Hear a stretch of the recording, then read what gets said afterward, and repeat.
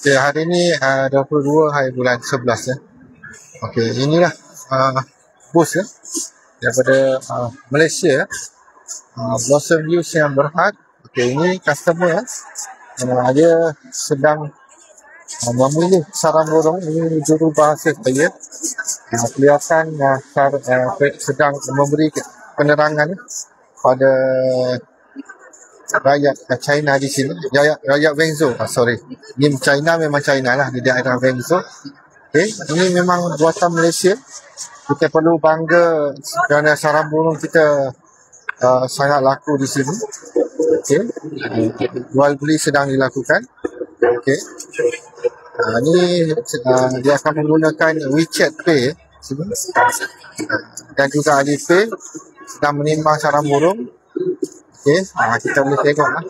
Okay. Cara pembelian. Alhamdulillah. Okay, di hujung sana sudah mula pengunjung sudah datang dan telah pun membeli. Tawar menawar sedang dilakukan. Okay, sarang burung sedang dipilih lah. Okay, saya ada di belakang lah. Saya serahkan pada juru bahasa.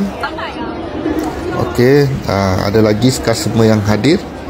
Okey, kalau kita perhatikan ada yang sedang bau sarang burung untuk memastikan keasliannya. Sememangnya asli lah. Ni datang lagi. Okey, yang meminati sarang burung, yang ingin membeli lah.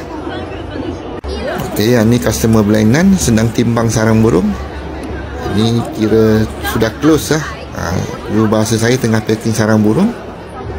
Kod WeChat Pay telah diberikan untuk membuat pembayaran.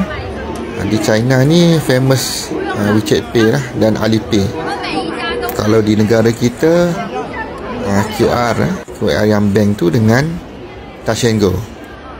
Okay, lagi customer datang untuk membeli sarang burung. Ini warga emas lah kalau kita tengok. Dengan tengah tu mungkin anak dia lah. Untuk berniaga di China ni, penggunaan bahasa Mandarin amat diperlukan lah. Mereka tidak jarang menggunakan bahasa Inggeris.